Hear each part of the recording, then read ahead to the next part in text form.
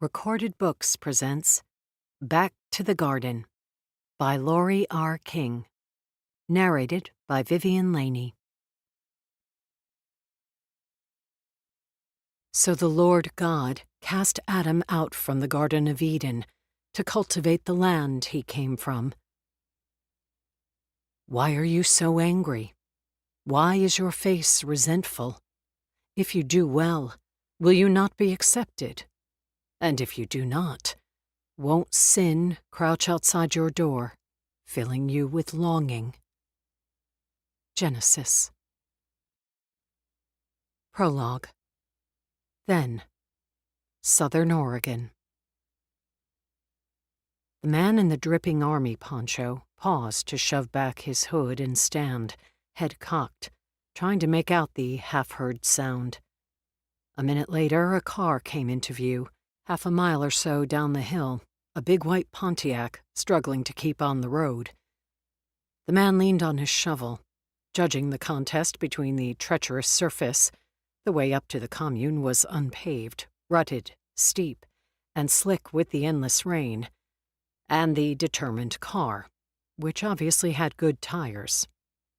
The car slithered and flirted with disaster, but managed to avoid going off the edge or getting bogged down in the section where the culvert had washed out last month.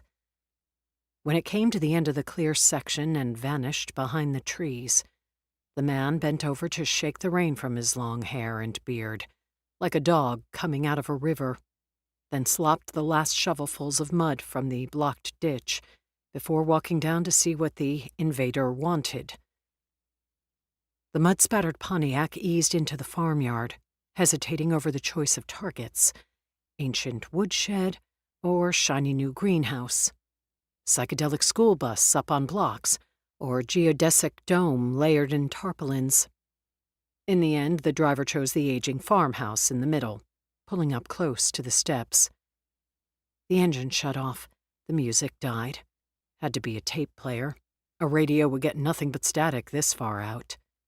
The person inside leaned over to roll up the passenger side window, then sat, staring through the smeared windshield at the house, as if expecting someone to come out. The man in the poncho stayed where he was. Eventually, the car door cracked open, emitting a figure who might have beamed in from another planet. A man in his early 30s with a carefully styled mop of red-blonde hair, his mustache and sideburns trimmed just the safe side of emphatic. A large black umbrella poked into the air and opened, shelter for the wide lapels of his suit and the bright silk of his tie. The whole picture suggested a salesman who'd become disastrously lost.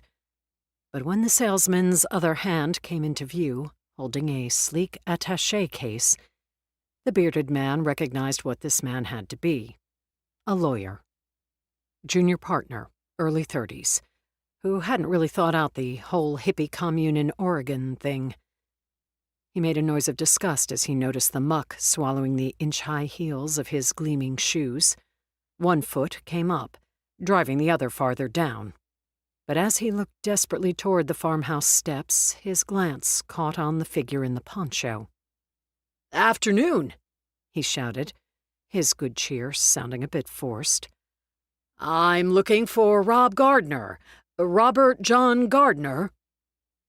For long seconds, the only sounds in all the world were the hiss of the rain and the tick of an overworked engine.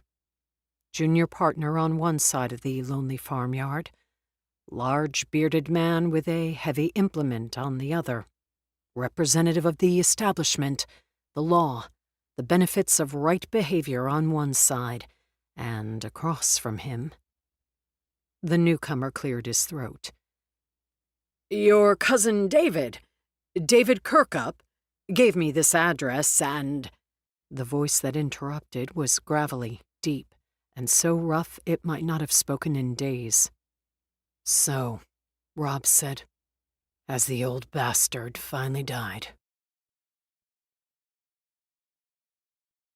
1. To keep listening to this audiobook, I've left you a link in the description so you can do it, at no cost thanks to Audible's 30-day free trial.